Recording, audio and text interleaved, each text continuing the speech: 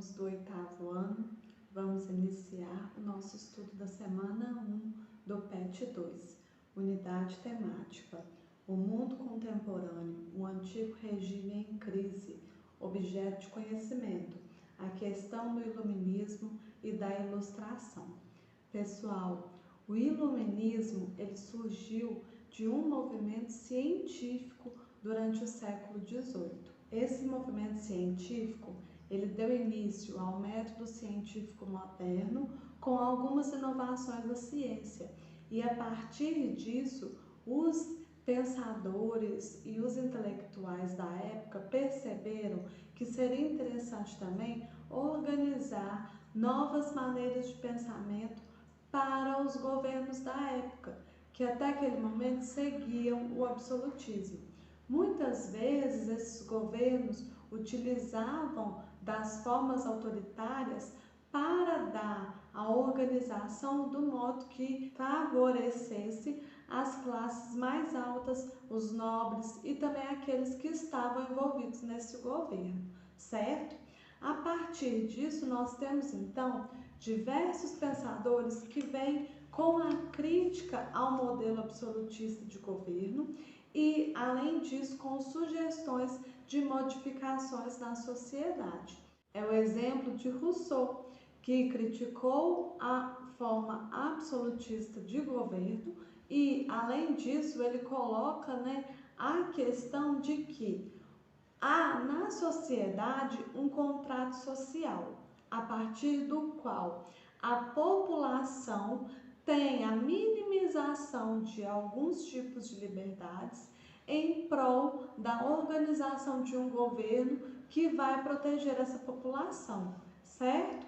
Isso é muito importante a gente entender, porque naquela época, no século XVIII e antes disso, muitas vezes a população entendia os governos como aqueles que proveriam segurança a essa população, graças aos anos anteriores em que eles viviam na insegurança, no medo de invasões do seu território, E a partir disso, os governos então eram vistos pela população como meios de adquirir essa segurança, certo?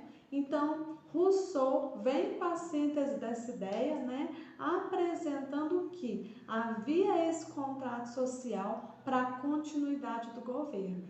A partir disso, Rousseau também apresenta que o homem nasce bom por si só e, infelizmente, a sociedade que o corrompe, Por que ele tem essa visão? Ele tem essa visão por pensar que, no início dos tempos, quando os homens se preocupavam apenas com a segurança e começaram a se reunir em sociedade, eles tinham o desejo de luta pela sobrevivência. Mas com o passar do tempo, a vivência em uma sociedade, o destaque de um entre os outros, aí começa uma disputa e a partir disso vem as organizações, principalmente da corrupção e de outros meios para submeter uns aos outros.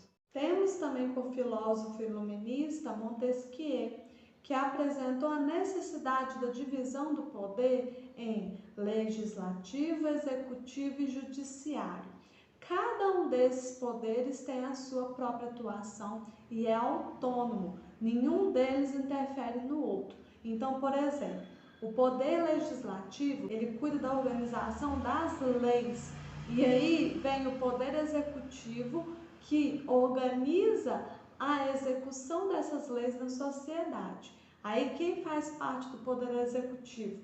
As prefeituras, os prefeitos, os governadores, certo? Aqueles que garantem o funcionamento das leis.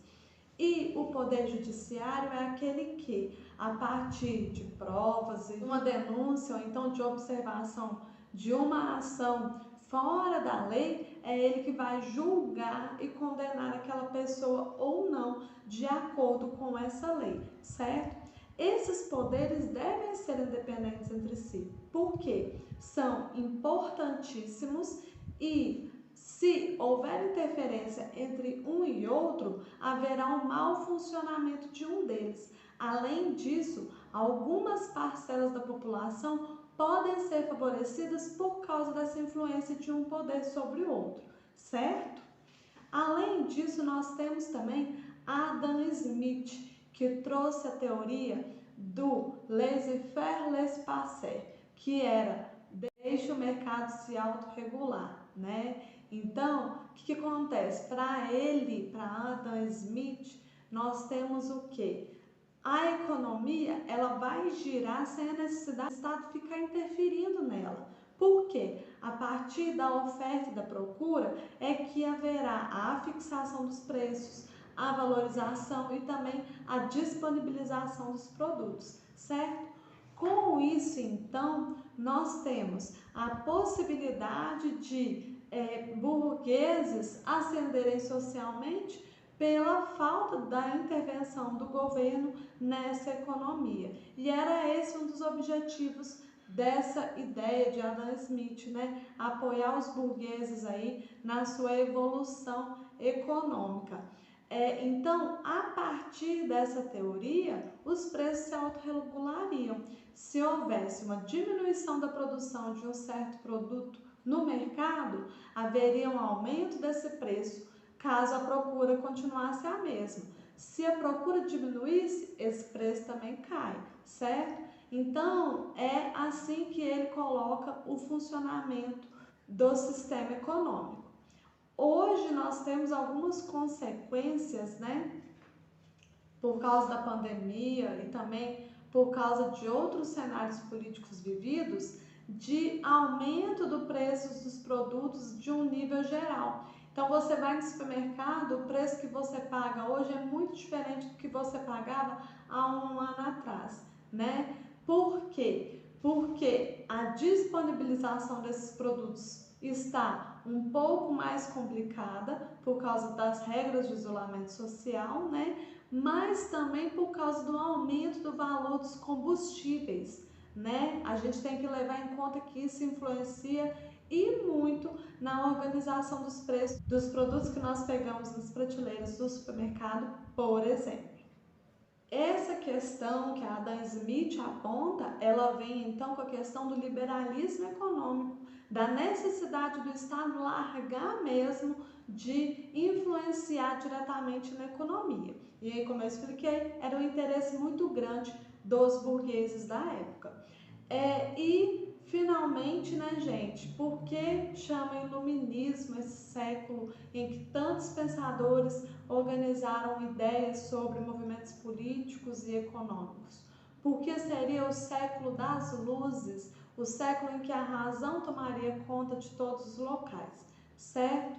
Pessoal, eu espero que vocês tenham compreendido um pouco dessa matéria. Estou à disposição no WhatsApp para responder dúvidas e aguardo as respostas de vocês por formulário do Google ou por e-mail. Até mais!